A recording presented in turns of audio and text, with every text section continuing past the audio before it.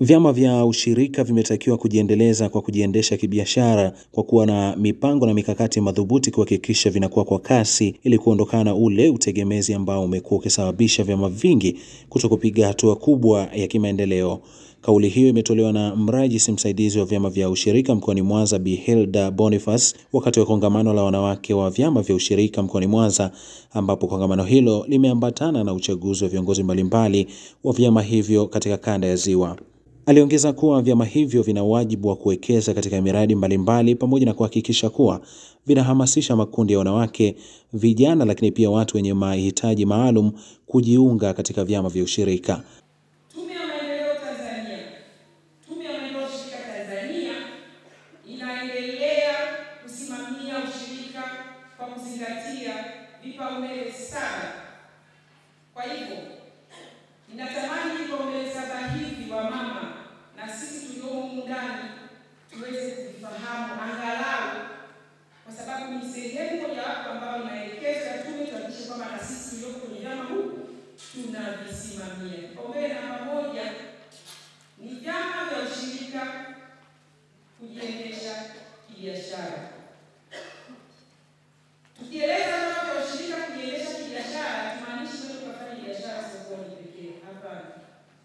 Tunaposema kujiendesha kibiashara, tafsiri ya haraka ni kwamba ni vyama vinatakiwa kwenda na mpangilio na mpango katika kuhakikisha kwamba wanafikia malengo. Kwa mfano, unaweza ukawa unafanya uwekaji wa akiba na mikopo kwenye chama chako, lakini je, unafikiri hilo tu ndio linaweza kutosha wewe kuendelea kuishi ama kuendelea kuwa kwenye soko kukaa sawasawa, wakati mwenzako aliyoko kule mbali na kutoa akiba na mikopo, inawezekana kuna bidhaa nyingine ama huduma nyingine muhimu sana anazotoa kwa wanachama wake.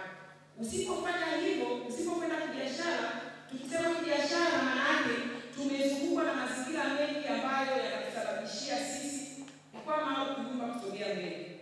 Kwa hiyo ndugu zangu wa vyama tuliomo ndani, viwe vya akiba na mikopo, viwe vyama vya wavuvi, viwe vyama vya mazao na vyama vingine, twende tukasimamie vyama vyetu kibiashara. Tuwe na mipango thabiti na malengo thabiti katika kusimamia vyama vyetu. Tusiende kwa mazoea.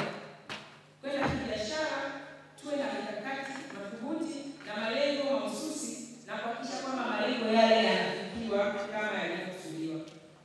Lakini vile vile tume yetu ya maendeleo ushirika imekuwa na kipaumbele cha kuharakisha mchakato wa uanzishwaji wa benki yetu ya ushirika ambao umeona ni dhamini kuu wa tukio letu la leo.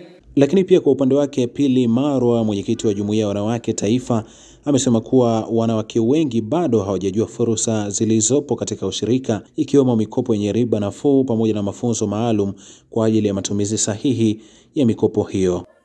Katika ushirika, fursa zilizopo ni kwamba bado wanawake hawajazitambua. Wanawake bado wanakwenda kwenye ile mikopo ya kausha damu. Lakini kwenye ushirika kuna mikopo ambayo ina unafuu. Mtu anakopa na urejeshaji wake uko vizuri, riba iko chini na hakuna ule ukandamizaji, kwa sababu vyama vya ushirika vinasimamiwa na Benki Kuu, vinasimamiwa na TCDC. Lakini pia kwenye ushirika, unapozungumzia ushirika, huwezi ukazungumzia ushirika kwenye masuala ya kifedha peke yake. Ushirika uko kwenye kilimo, ushirika uko kwenye masuala ya kifedha.